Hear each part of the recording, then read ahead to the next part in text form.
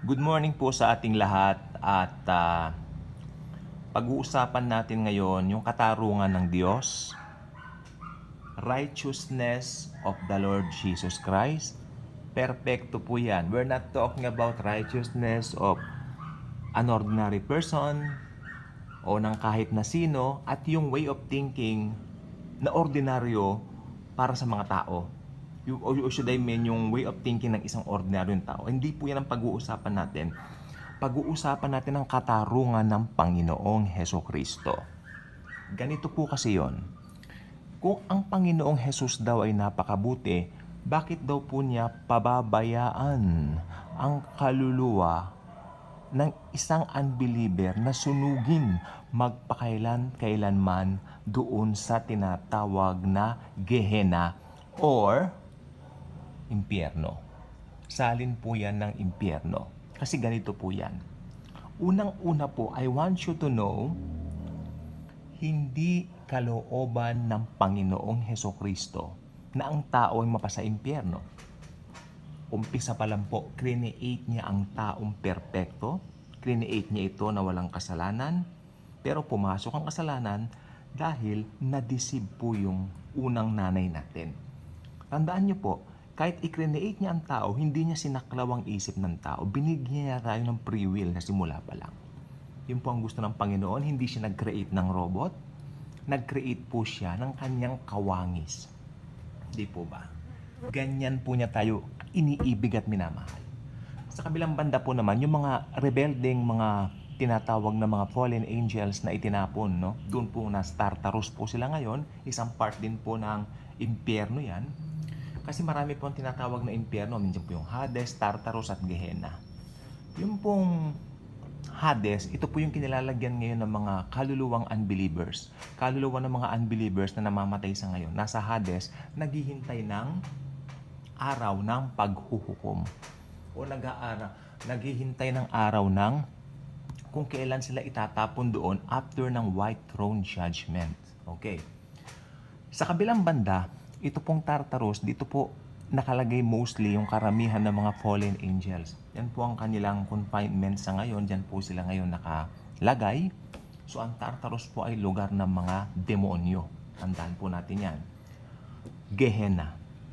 Wala pa pong tao sa Gehenna ngayon. Ang Gehenna po ay napakalawak na lugar. Impyerno rin po yan. Pero ang Gehenna po ay hindi i-create ng Diyos para sa tao. Makinig pong mabuti. Pero since ang tao ay may free will, ibig sabihin may desisyon siya kung tatanggap pa siya kay Jesus Christ o i-reject niya si Jesus Christ. Makinig po mabuti, importante po ito. Pag ang tao po ay tumanggi doon sa nag-iisang pwedeng magligtas sa kanya, wala pong choice ang Panginoon kundi isama po sila doon sa masusunog sa Gehenna, sa impyerno.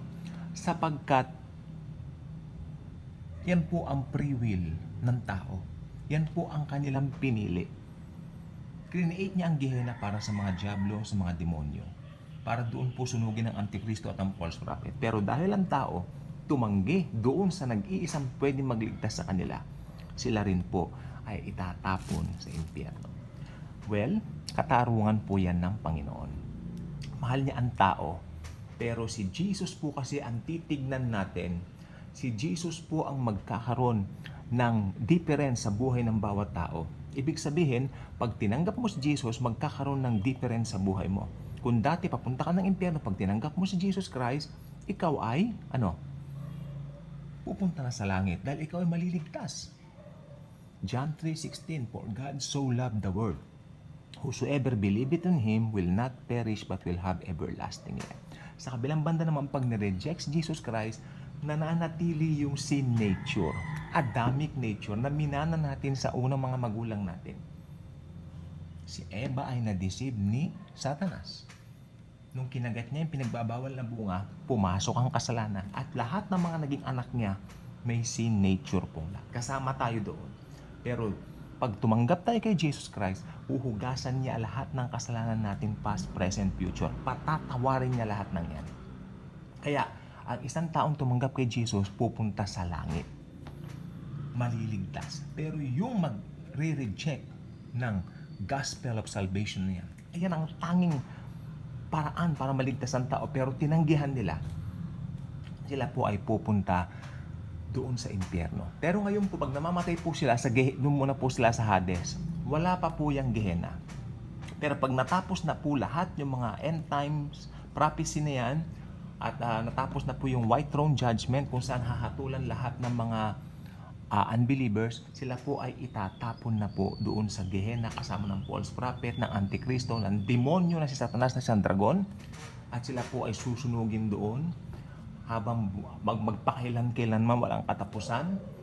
Magkakaroon po yung mga unbeliever na yan ng katawan na tulad po nito, tangible, at masusunog po yan. Imaginein po ninyo, pag nagkakape kayo, kumukulo yung tubig na hawakan mo, hindi ba aray? Ang sakit agad. Imaginein mo, yung pakayang buong katawan mo nandoon, sobra sa nagngangalit na apoy ng impyerno. Di ba? So, literal po ang impyerno. Totoo ang impyerno. Hell is real.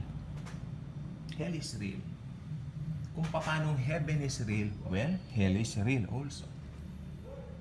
Kaya, mag-iingat kayo sa mga nangangaral na hindi raw literal ang impyerno. Nope, totoo po ang impyerno. Kasi kung hindi totoo ang impyerno, hindi darating ang Diyos anak dito. Yung God of Gods na si Jesus, hindi na sana nagkatawang tao kung hindi totoo ang impyerno.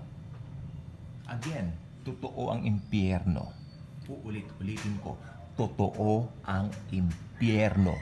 Literal na lugar kung saan susunugin magpakailan-kailanman ang mga taong nag-reject sa gospel ni Jesus Christ. Kaya kung hindi pa kayo nakasubscribe sa ating channel, I invite you to do so.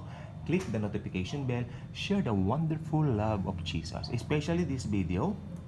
This video may change your way of thinking.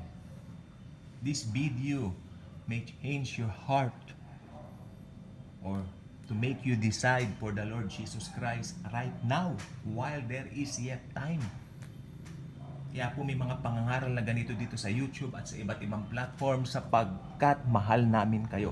Ayaw naming may mapahamak. Sapagkat pag ang isang tao nasa impyerno na, forever and ever na siya. Again, pakishare po itong video ito. This is a matter of life and death. Thank you po, and Jesus truly loves us all.